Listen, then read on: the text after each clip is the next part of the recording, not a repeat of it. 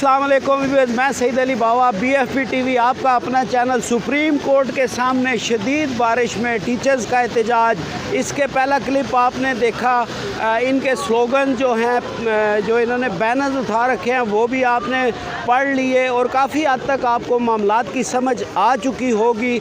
आज supreme court के सामने शदीद बारिश में हमारी ये मोहतरम टीचर्स, आपको पता है BFP TV टीचर्स को और सिक्योरिटी पर्सनस को हमेशा सलूट करते हैं। आज हम इन्हें दोबारा सलूट करते हैं और ये जानने की कोशिश करते हैं कि ये इनके आज के इस एहतजाज का मेन मकसद क्या है। अस्सलाम वालेकुम। वालेकुम सलाम। मैम पहले तो अपना तारुफ कराइएगा। मैं एमरेंथ स्कूल की प्रिंसिपल और मालिक मिसेस खान बात कर रही हूँ।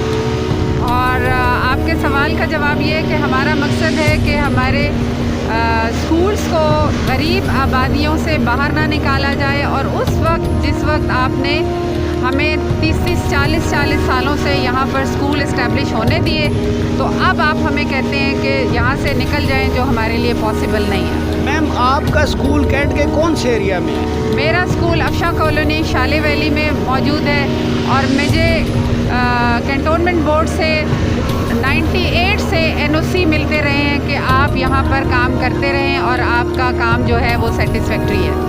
मैम आपके स्कूल के सराउंडिंग जो लोग रहते हैं, इतने अरसे से आप मतलब स्कूल वहाँ पर आपका मौजूद है, तो क्या उन लोगों ने कभी कोई आपके स्कूल की ट्रैफिक की, शोर की, किसी मसले की कंप्लेंट की?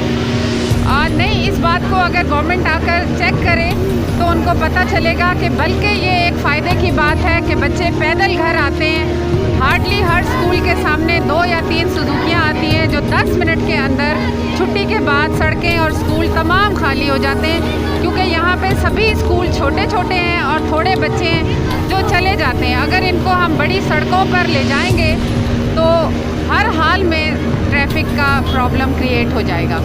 अच्छा मैम, हमारे व्यूवर्स, मैंने पहले भी BFP TV पे पिछले कंटोनमेंट बोर्ड में जो आप लोगों ने एहतजाज किया उसकी मुकम्मल कवरेज की, तो बहुत सारे व्यूवर्स ने मुझे ये क्वेश्चन किया कि ये असल मसला क्या है।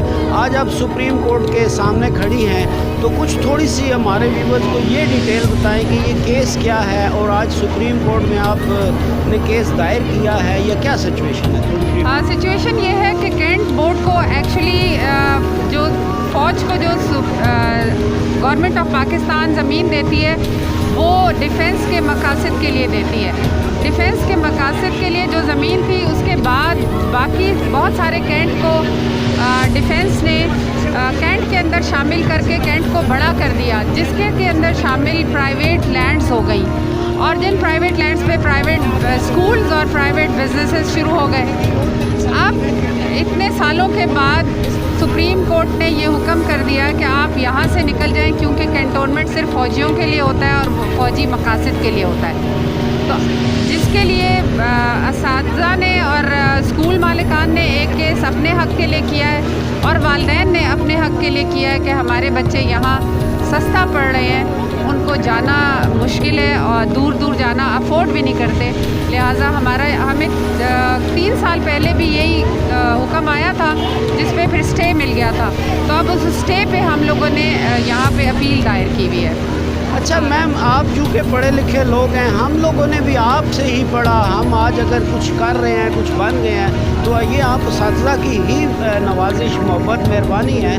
तो हम तो नहीं चाहते कि आप लोग सड़कों पे आएँ। हम रोज़ाना कवरेज करते हैं, रंग बिरंगे एहतजाज होते हैं, लेकिन टीचर्स का जब एहतजाज होता है तो हमें दिली तौर पे दुख होता है।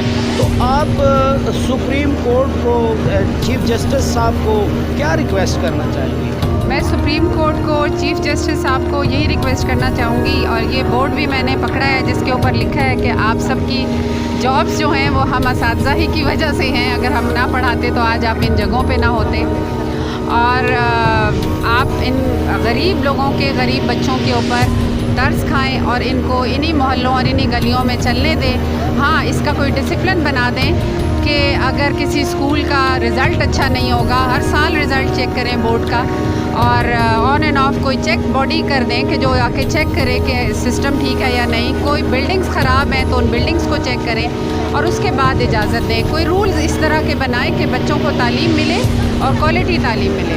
मैम क्या तवक्को रखती हैं आप अपने, आज फैसला आएगा तो क्या आपका दिल क्या कह रहा है जो आपके स्टूडेंट आज आप टीचर्स के यानी चीफ जस्टिस भी किसी टीचर ही के स्टूडेंट हैं और वो भी किसी मैक्सिमम लोग टाट के स्कूलों से ही पढ़े हुए हैं, ये जो आज सीनियर पोस्टों पे हैं, तो ये छोटे और गरीब बच्चों के लिए जो आप लोग स्कूल बनाते हैं गली मोहल्लों में होते हैं, तो आप क्या एक्सपेक्ट कर रही हैं आज अपने एक स्टूडेंट से? मेरा दिल ये कहता है और मुझे अल्लाह की तरफ से ये मोहब्बत नज़र आती है कि मेरे अल्लाह इनके दिल में नरमी डालेंगे और ये किसी सूरत हम 40-50 लाख बच्चों को गलियों से नहीं निकाल सकते और ना निकालेंगे, ना अल्लाह निकालेंगे और ना इनसे निकलवाएंगे।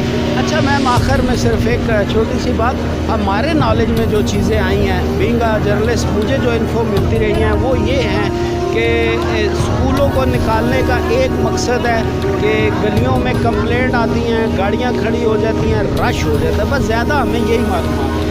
इस चीज़ को तो गवर्नमेंट चेक कर सकती है, कोई इतनी मुश्किल बात नहीं है। छुट्टी के वक्त और सुबह के वक्त ऑन एंड ऑफ अपनी टीम भेज दें और चेक कर लें कि कितना रश होता है और कितने लोग खड़े होते हैं। अगर कोई स्कूल किसी स्कूल की वजह से कोई रश हो रहा है और लोगों को तकलीफ़ हो रही है तो ज़रूर उसको बंद कर दें। बहुत शुक्रिया मैम। वीवर सईद अली बावा आप तक मौक़िफ़ पहुँचाया, स्कूल की प्रिंसिपल भी हैं, मालिक हैं स्कूल की, इन्होंने आपको काफ़ी डिटेल बताई।